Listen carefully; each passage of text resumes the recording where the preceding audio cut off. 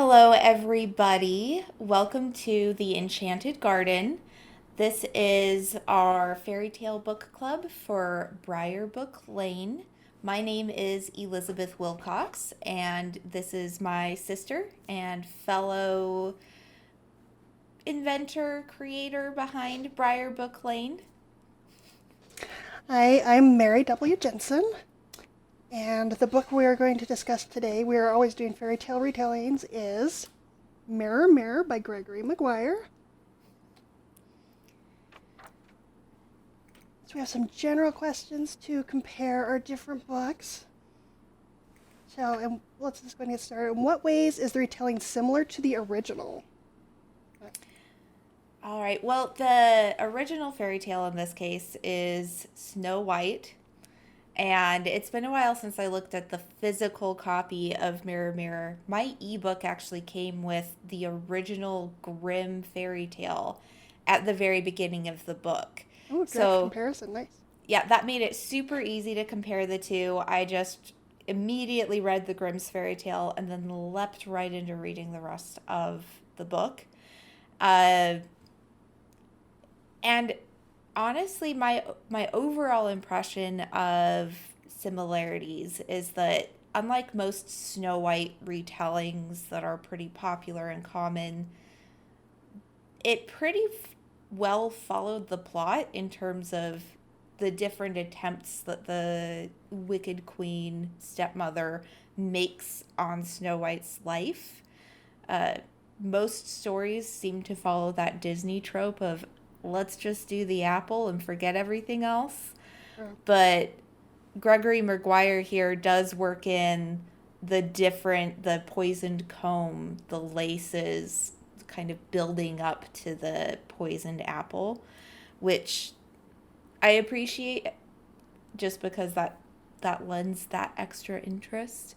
He did not seem to really include the penalties that the Wicked Queen faces in the same way, though.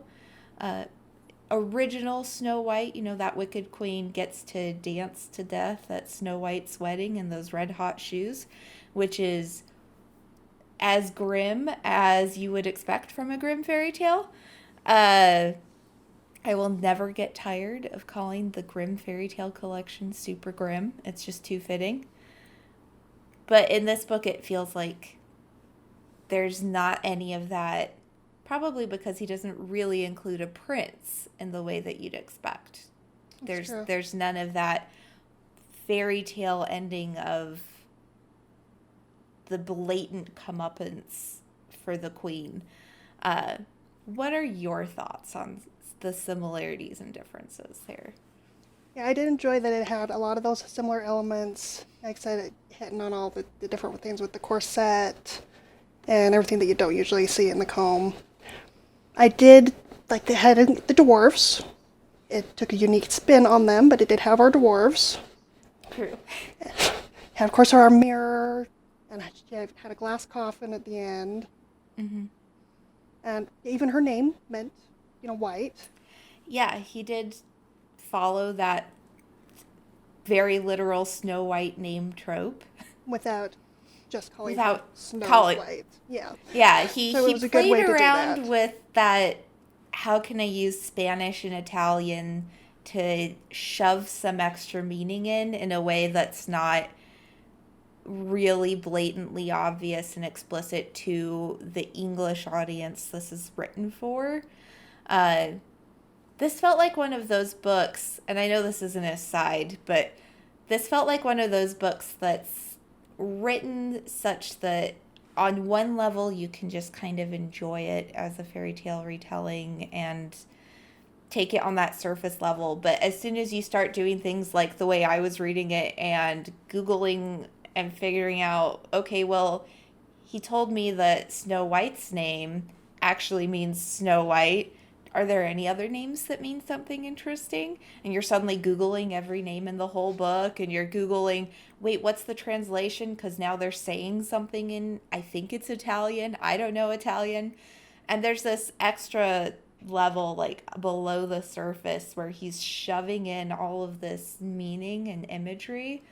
So it feels kind of like instead of just writing that surface level retelling, he's doing something that's more of a literary critical take is invited on this one, which is part of the reason why I don't feel bad about some of the criticisms that I have that are based on more of a literary take, which we'll get into later, I'm sure. Yes. As that segues into how are the two stories different. So even though we had a lot of those same elements, a lot of the figures, like especially we didn't have a stepmother slash dark queen. She was more of a mother figure that stepped in while she essentially sent the father away. And there was no royalty involved. Yeah, she's that mother figure, and she has this position of power politically, but she isn't actually a queen, the same way that Snow White's father, Vincent, isn't actually a king. They're a kind of different level because he puts it in that actual historical setting. He switches up those roles, and then they never get married, obviously, so not I was technically expecting a them to stepmother. with how it was setting up. There was definitely the flirtation going on. But... Yeah, there's the flirtation with it, and then there's the sense of she's kind of set up to be this surrogate mother and that she promises she'll watch after Snow White. I should just call her by her name, Bianca de Nevada, which basically means Snow White. But a lot of interesting things for me in the book that are where my primary criticisms lie come around that figure where Maguire decides to take this actual historical person and stick her into that evil queen role. And so seeing the Borgias and the roles that they're playing in the book, he adds on this whole extra character that's not in the Snow White story with, is it Césaire? Yeah. Yeah, with Césaire Borgia, where it's like what kind of role in the fairy tale would he be playing? That's not a role that exists in the original Snow White tale, but he's a very important figure in this retelling. He also does this interesting thing where instead of there being a clear-cut romantic interest prince character, he kind of divides it between the huntsman and the goose boy. So we don't have just one figure that's there to recognize and rescue Snow White from her coffin. Instead, Bianca has this goose boy that's an interesting character with a lot of stuff going on. And then the huntsman, and kind of both of them are involved in that scene. And you think, oh, the goose boy is going to be the one who recognizes her. He's secretly a prince because he's, spoilers everybody, he's actually a Borgia kid, in that he is literally the kid of both Borgias in this tale. We've got some incest between Lucretia and Césaire that's happening. Very Game of Thrones-esque there. Yeah. Yeah, and so maybe it's like, okay, around the same time we're piecing together that, ooh, the goose boy is the child of Lucretia and Césaire, oh my. We start thinking, okay, so maybe he's the prince who's going to rescue Bianca because he's had that kind of, he's the closest kind of peer that she might have. Yeah.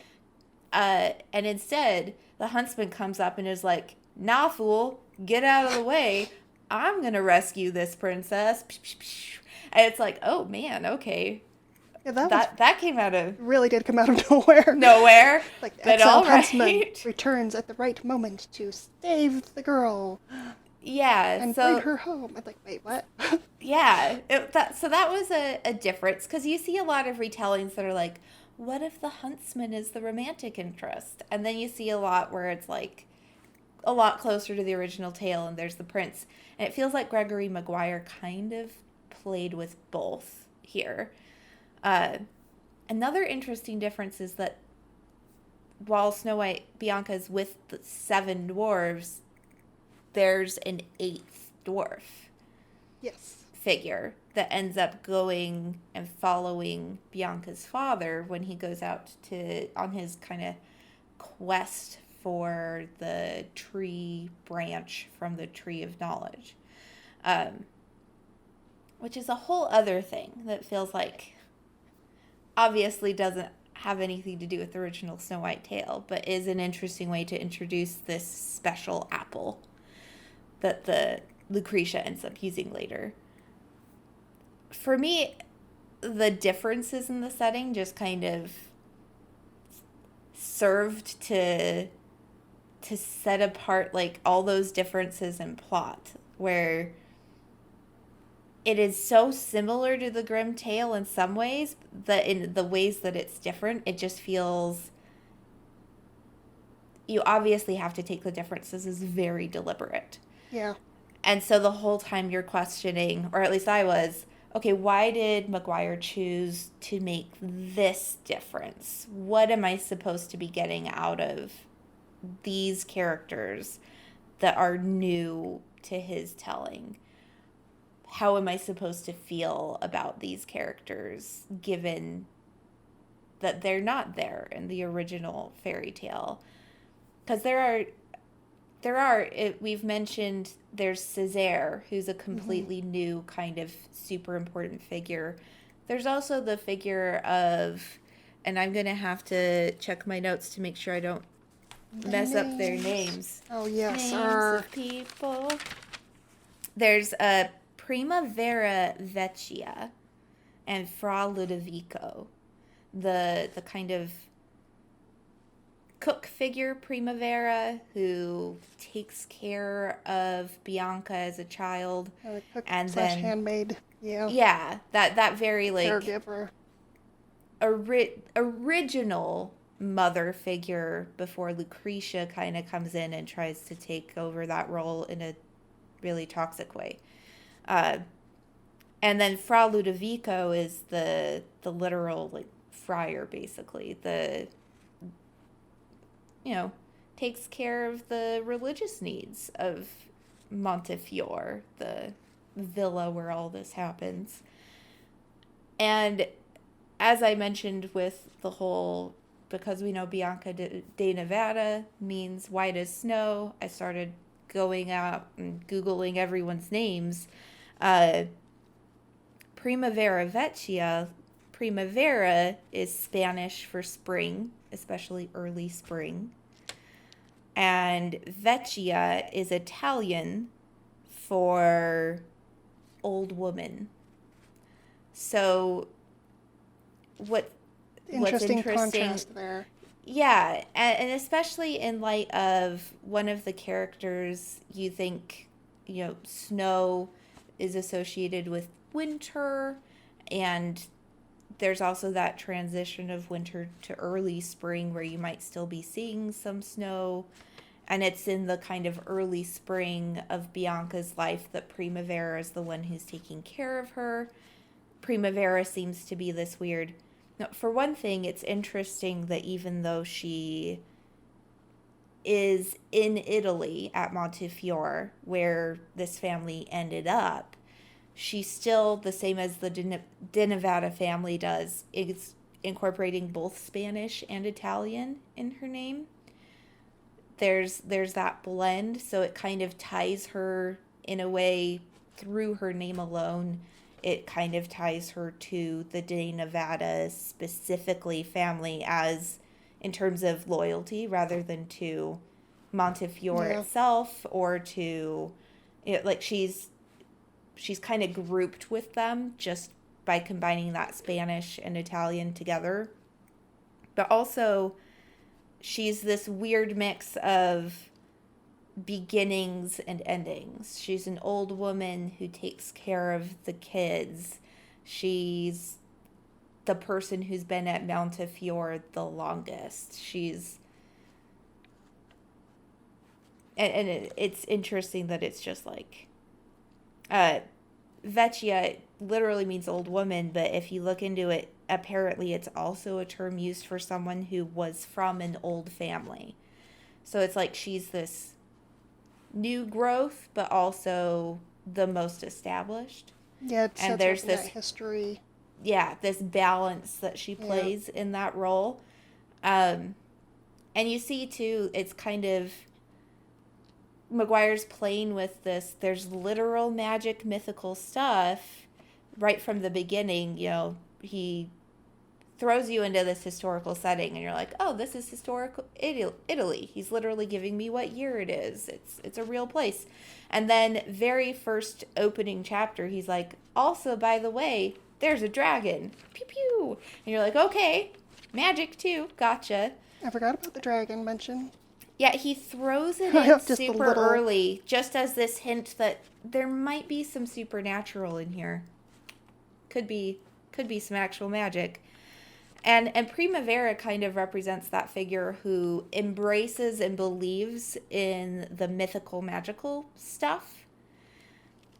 And Fra Ludovico represents the person who's like religious mythos is taking over in the minds of people from actual magic mythos. So we have elements like the dragon and the dwarves, and later, weirdly, with the huntsman, that unicorn encounter. Right. There's some magic stuff, but then there's the religious magic, and there's the branch from the tree of knowledge. Is it actually magic, or is it just this art piece? We don't know. No one really knows. There's this kind of connect of maybe the magic of the old world that Primavera Vecchia represents is transitioning to the religious magic of this new world that Fra Ludovico's associated with, and that whole Catholic Church represents. And it's super odd, but that's her. And then Ludovico becomes this super interesting figure in that he's ends up pretending to be really stupid and to be losing his mind. So he won't get exiled. Yeah, so that he can be there to help Bianca and help Vincent. He pretends. And that kind of weird way of having that courage to pretend in front of the Borgias is hinted in his name, and that Ludovico is Italian for famous fighter. So that hint, like Maguire's throwing these hints into people's names. He's like, Ludovico looks like he's just a friar, like his title, Fra, but maybe he has some fight in him. Anyway, and that's all over the place.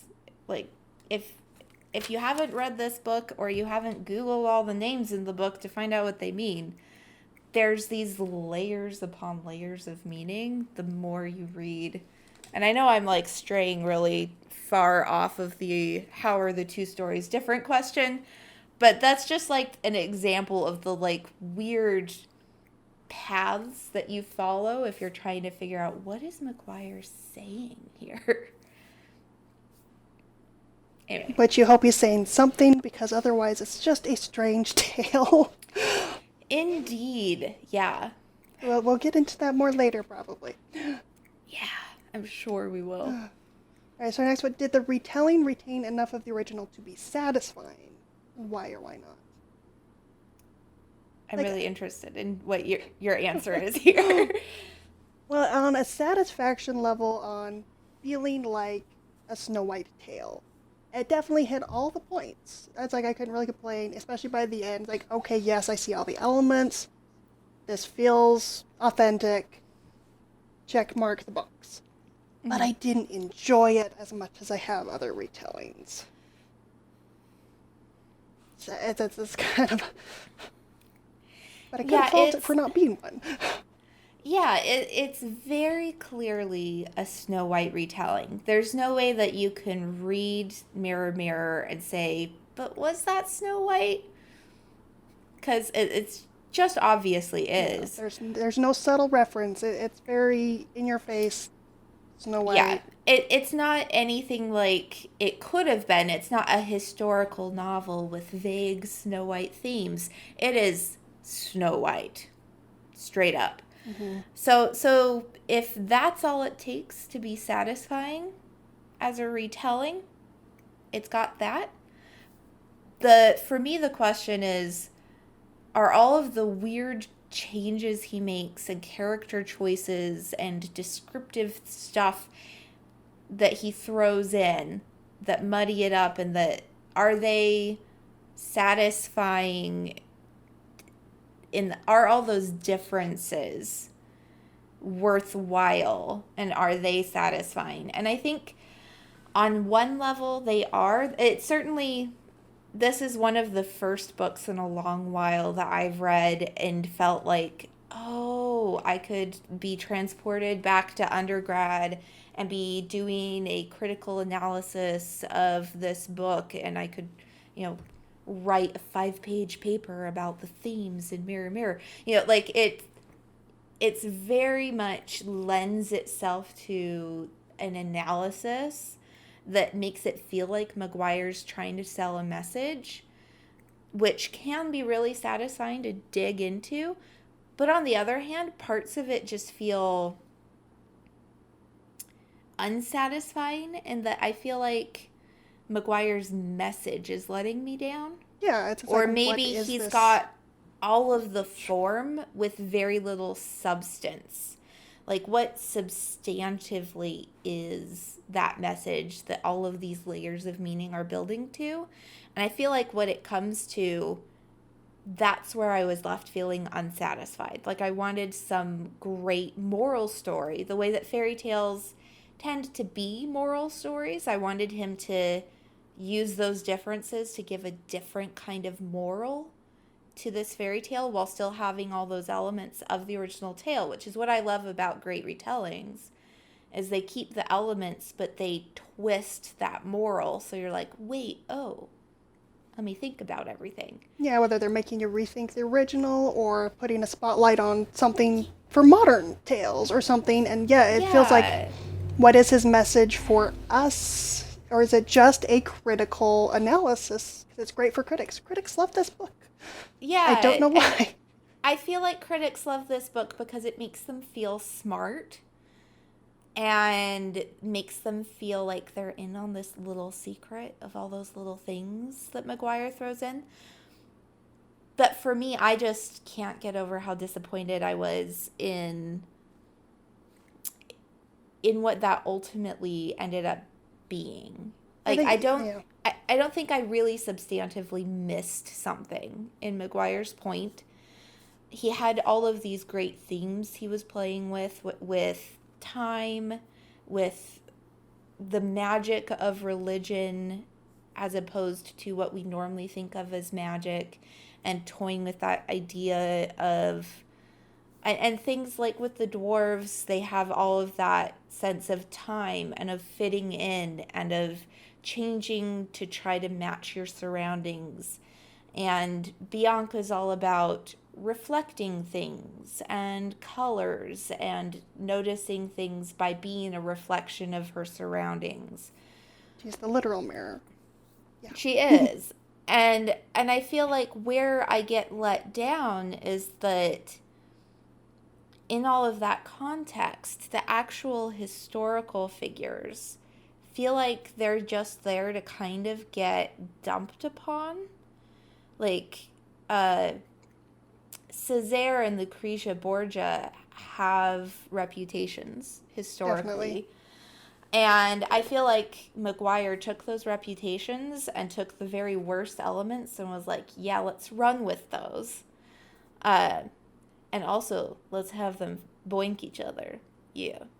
Uh, and I feel like for me, a lot of the contrast in the depiction between Lucretia Borgia and Bianca de Nevada felt very hypocritical in a weird way that I wanted Maguire to acknowledge and I wanted to be deliberate and I wanted to have some sort of message behind.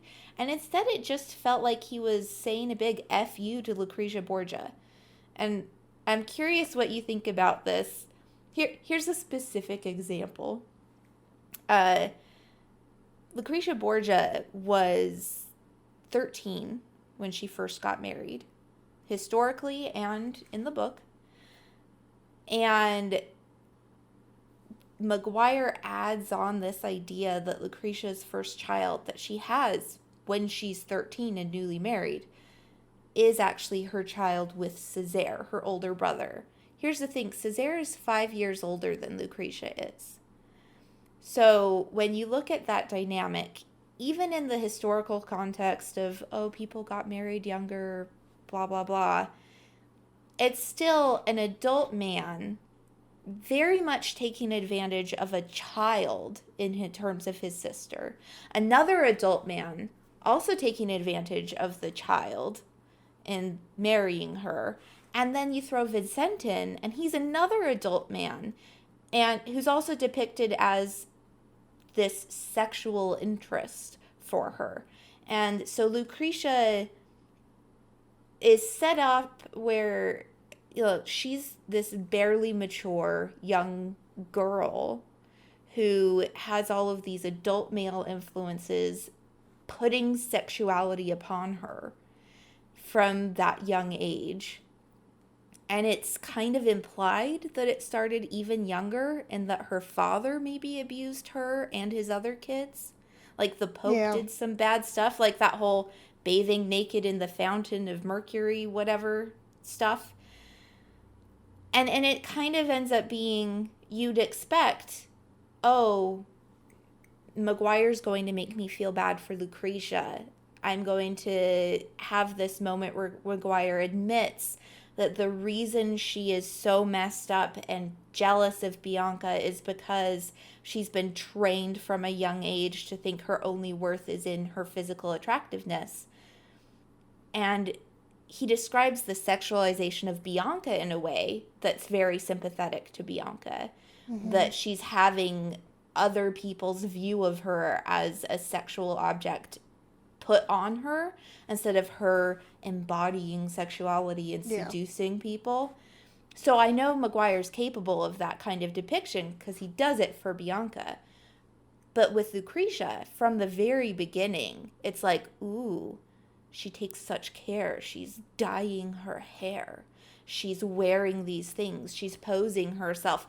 Every depiction he makes of her felt to me like very kind of slut-shamey. And like, there was never that awareness level that I expected and hoped for that was like, actually, maybe this is self-defense. Maybe this is literally the only way she could respond to this life situation she's in.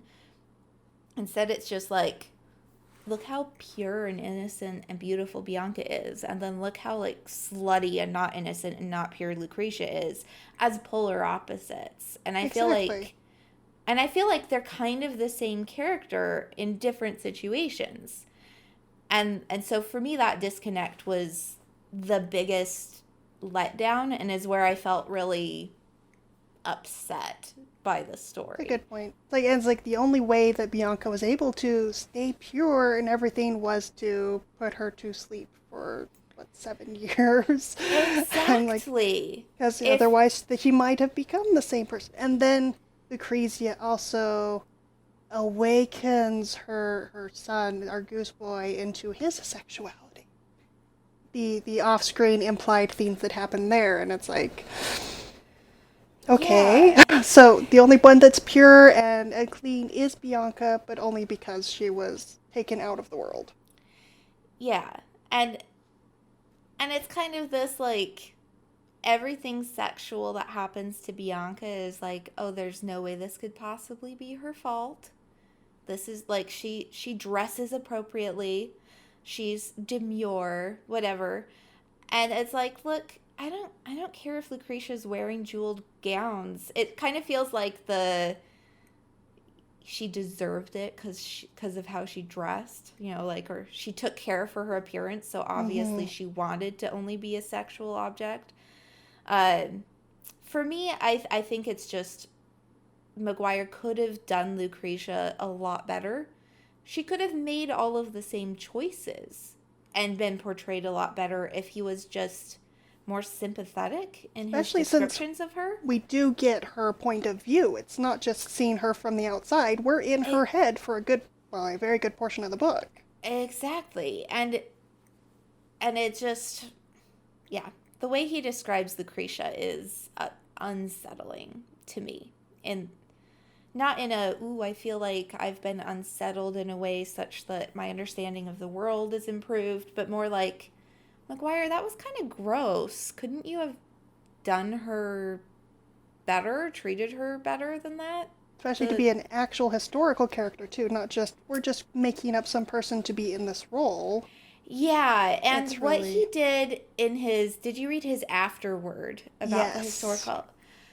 I was like, lame guy. Like, Maguire's whole point in his afterword, he's like, I know I did things with these historical figures, but given that Césaire has already been dealt with, like, in these literary ways with Machiavelli's portrayal in The Prince, and given that Lucretia was this huge patron of the arts, I don't think they'd mind.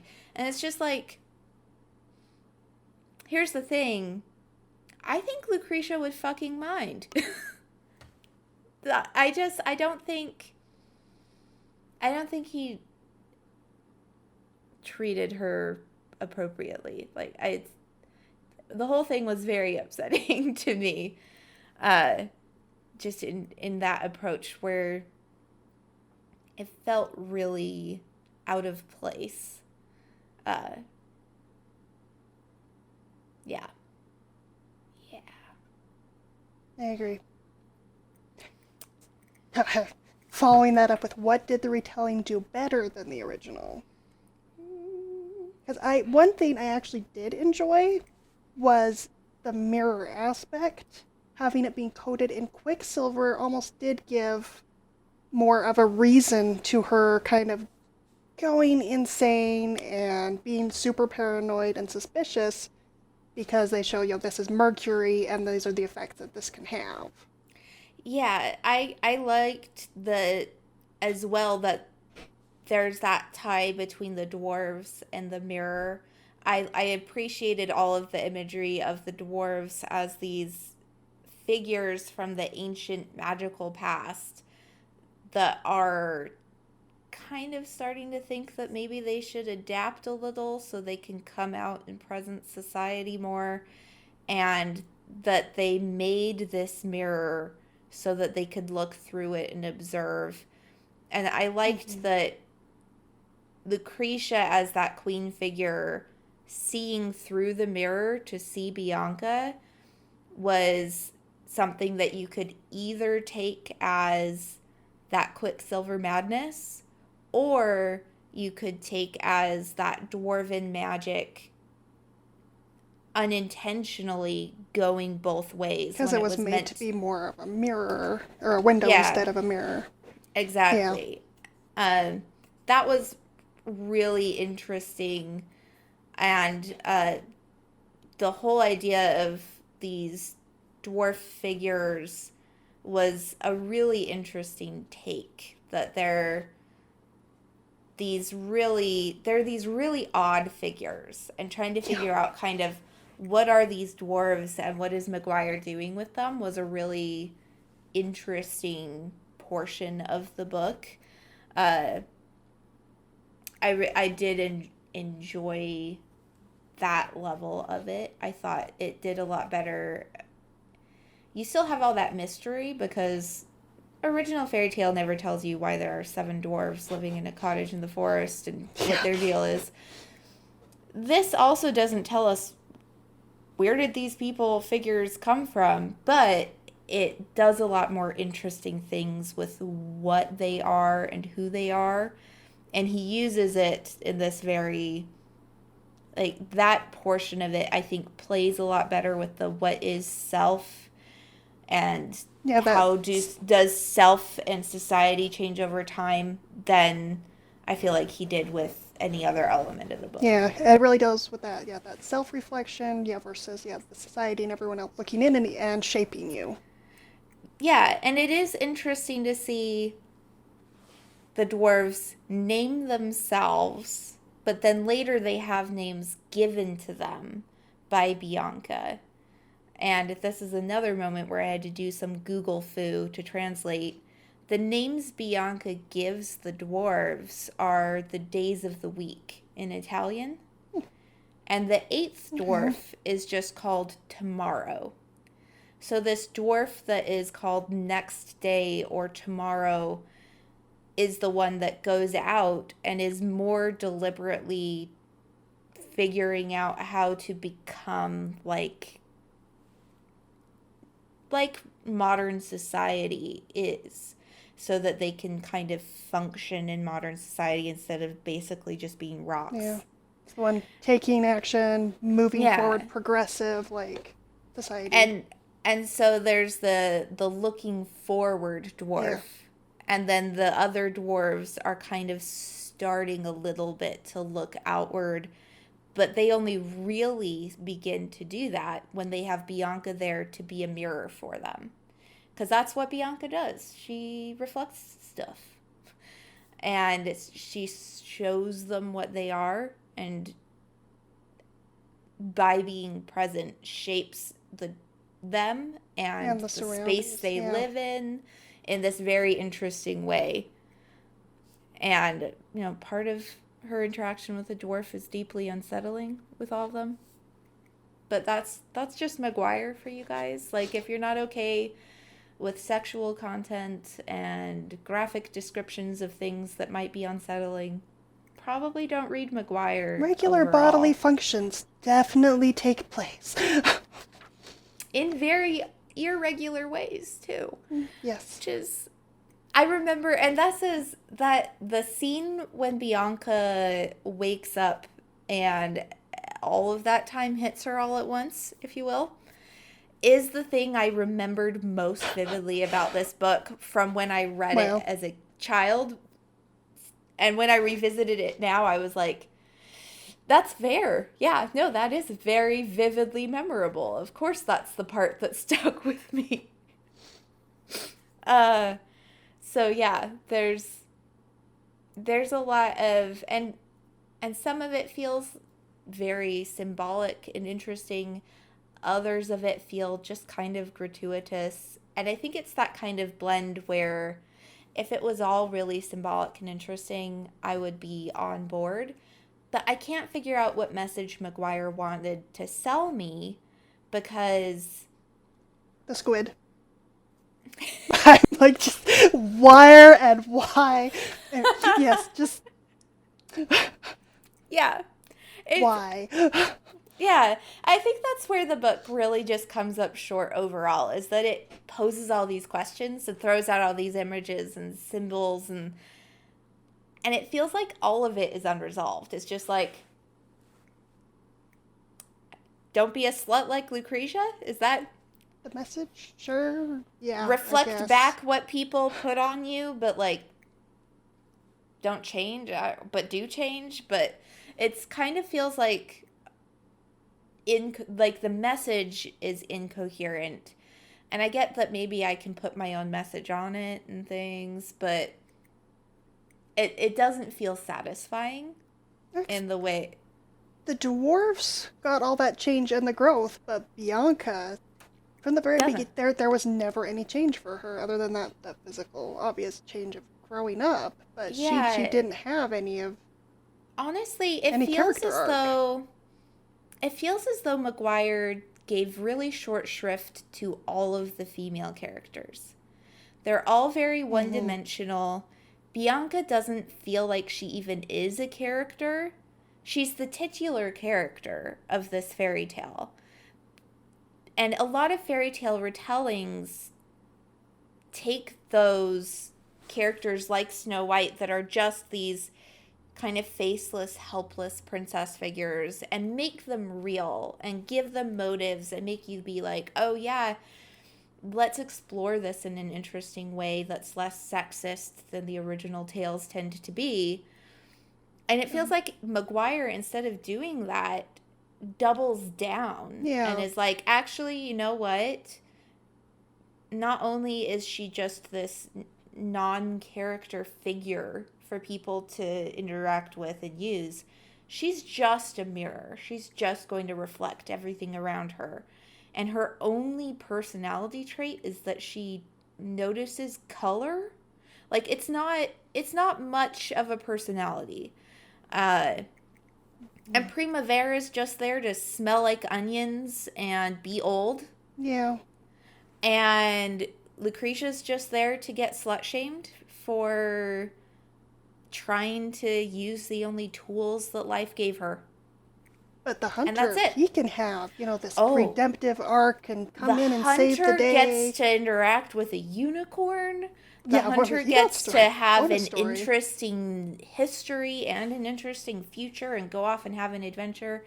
Even Snow White's father, like Vincent, gets this whole quest adventure. Like, Yeah. Bianca's just existing in a mound of earth in the forest, being a mirror for some dwarves until she wakes up and then does some more mirroring for dwarves. And her dad's out, like, full on having a quest that's this huge deal. And it's, even if you just look back to the absent figure of Bianca's dead mother, Maria, like, Maria de Innis is the name he used. Literally, it just means the Virgin Mary. She's just, it's like, could not make it any more clear that for Maguire, all these female figures are just there for the men to interact with and use and base their character development on. Like Primavera gets literally silenced in that her tongue is cut out. Whereas the friar gets to have this whole arc of faking insanity and coming back and being courageous. Primavera tries to fight and is silenced. And it feels like Maguire's doing the same thing to all the female characters in the book, in that he is judging them and silencing them. And if it were a deliberate, like, call to be like, hey, look how sexist and wrong this is, that's one thing. But I feel like it read to me instead like Maguire just wasn't invested in these female characters and just wasn't giving them a fair treatment, which that it was disappointing. I think that's definitely pointing on why this book felt so unsettling. Yeah. I'm really curious if it would feel equally unsettling to male readers. I'm curious on some of those critic reviews on who the reviewer was now.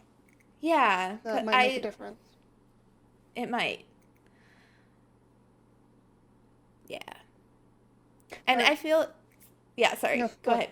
Next question. So our last actual question for our comparison was, what gaps did the retelling fill in that were missing in the original? And I think we kind of hit on a lot of that already. Yeah. And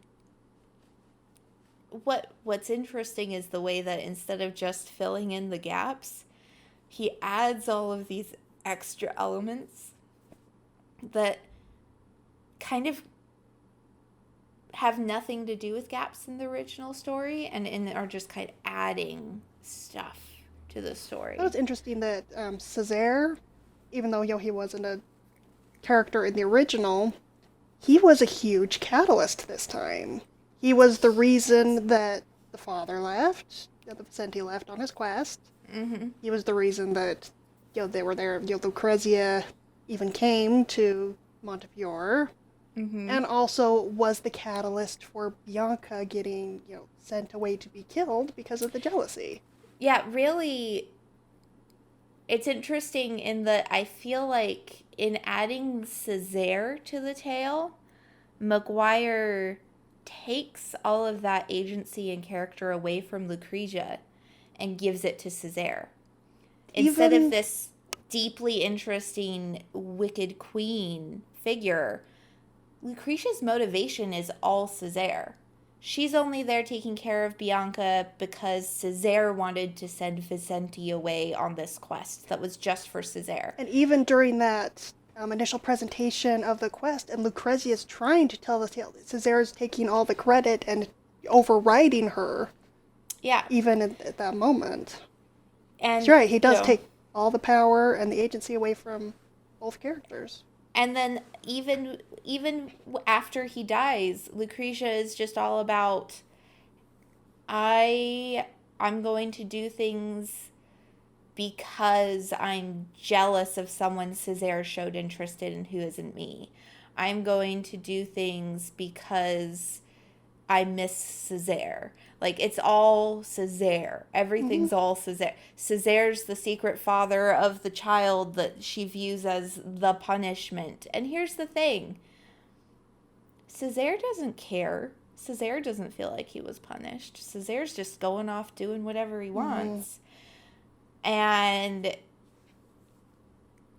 is interesting that, as much as that you can't quite separate Lucretia from Césaire. You have to take them together from her end. But I think from Césaire's end, yeah, you could take him without Lucretia and he would still do much the same thing and be the same person. Like, that's true. Césaire gets integrally into Lucretia's identity in a way that isn't reciprocal at all. Which is a really interesting thing.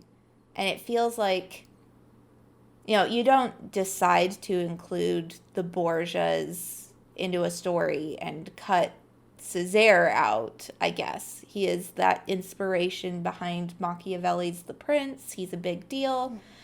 But it is interesting to me that Maguire did cut an entire Borgia sibling out and pretend he never existed. Césaire and Lucretia had a brother that just plain doesn't exist in this book. And it feels like he's just showing, I can pick and choose which Borgias I include, but you know what? Let's not make this about the girl. This is going to be about Césaire. Even though he was only on stage for just a few short moments. Yeah, he's the catalyst for the entire story. Right all the way back to... I mean, in a way, Lucretia kind of is the reason that the De Nevadas are at Montefiore at all to begin with. But that's also only because of Césaire, because the only reason she did that favor for Vicente de Nevada is because Césaire impregnated her and she ended up with this kid, the punishment that she wanted to be rid of. And so it kind of falls back to that Césaire again. If he just kept his hands off of his sister, then she wouldn't have been thinking about throwing a baby off of a wall, and Vicente wouldn't have caught her doing that and had blackmail material. It all goes back to that relationship with Césaire and his sister, and that unsettling way where Maguire goes out of his way to make you feel like, oh, look how gross it is that Bianca's being sexualized when she's so young. But also says literally nothing about how young Lucretia was when those same things happened to her. Like, she was Bianca's age when Césaire was getting it on with her. And it's all on Césaire when it happens to Bianca, but it's just not even acknowledged that maybe Lucretia got abused at any point. It feels like the hints are there, but they just kind of sweep over it and move on. Yeah, and he makes enough of that symbolism and point explicit and hammers it in often enough that it's like, well, it feels deliberate that you're not giving that treatment to Lucretia. And I get that she's the villain of the tale, but ew, Maguire, come on. Ew. Is there any other parts of the book that you want to point on? Or? Uh, man, I will say there's a lot of really lovely imagery. There's a lot of really interesting dealing with themes. Um, if you want just kind of an exploration of themes of reflection and identity and sexuality and color, and you can ignore or just kind of like judge Maguire harshly for some of the more issues in there, then it's definitely an interesting book. uh I think the main thing we haven't really touched on that I would add is the interesting the interesting way that he uses these historical places and elements and puts that Catholic imagery in there.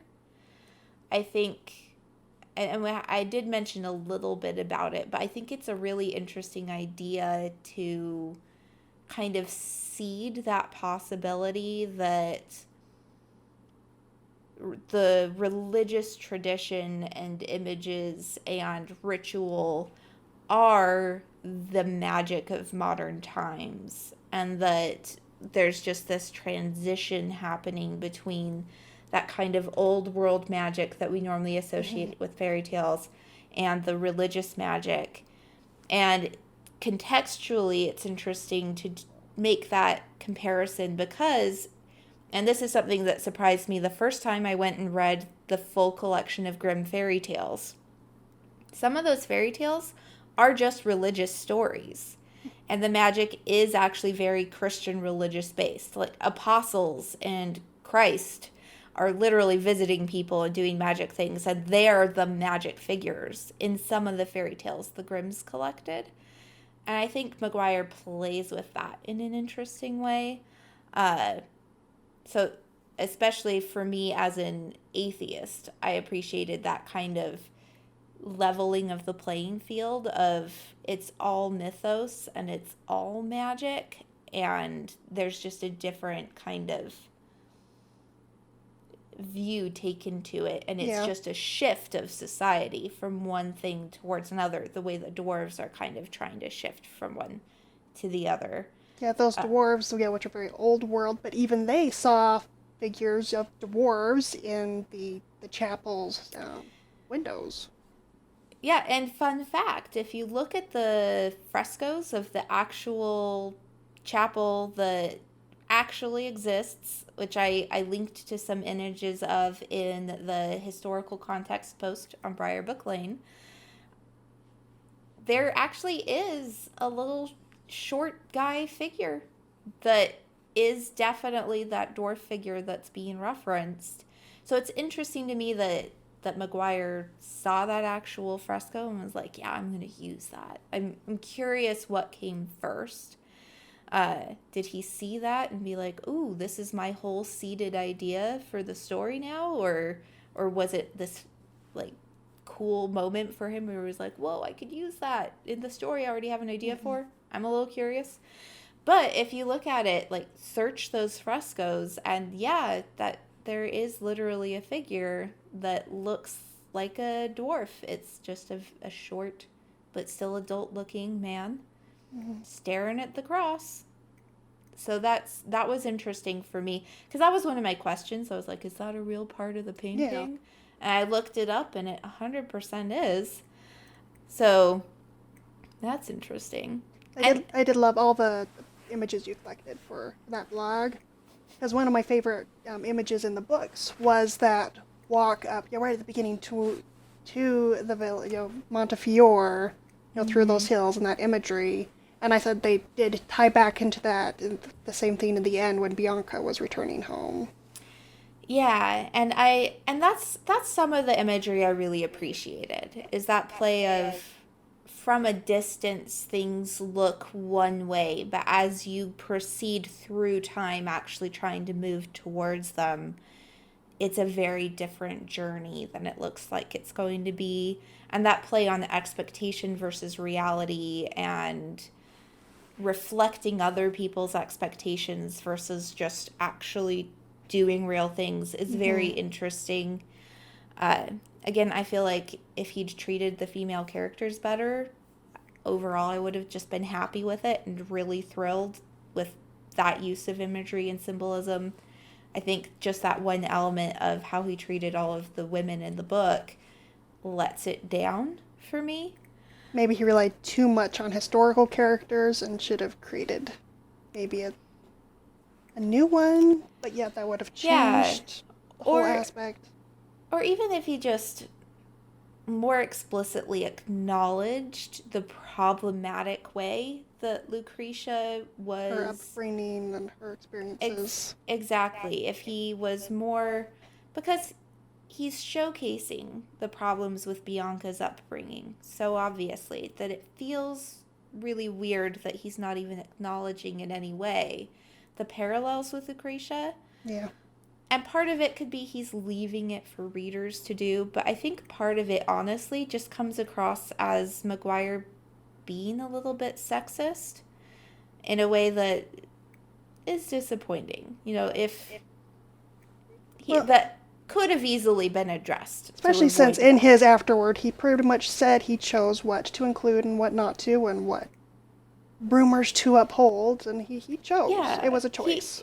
And it was deliberate. Yeah. And when you deliberately choose to basically slander a historical figure in a way that, without acknowledging, like, the problems there, even if he had just made Bianca feel more like a real person, although part of the point is that she is just that mirror reflective piece, I feel like he could have had her there as the mirror for everyone around her, like that's just all people treated her as, while still letting her be an actual person with a personality inside.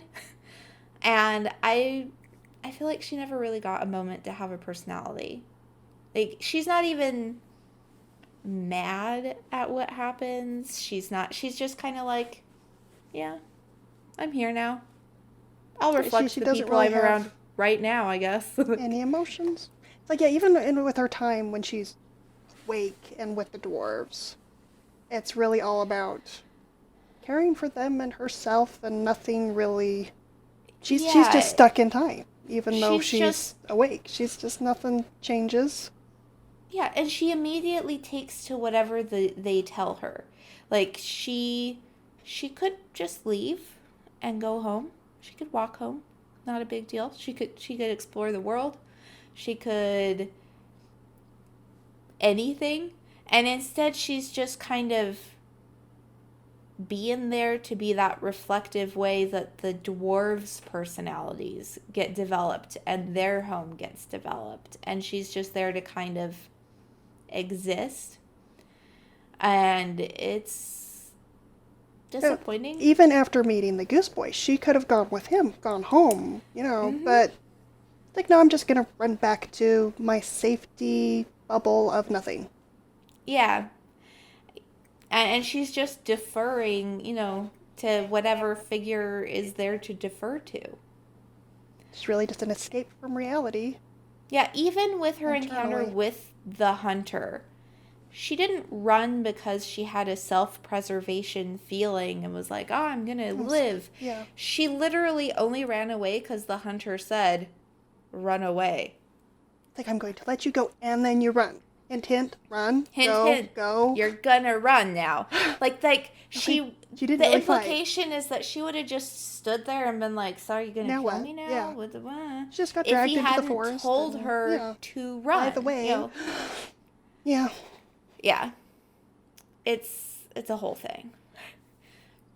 So overall, Mary, would you recommend Mirror Mirror to someone? I'd say if you wanted to read it as a critic response and going into that level, then perhaps, especially if you were interested in that time period.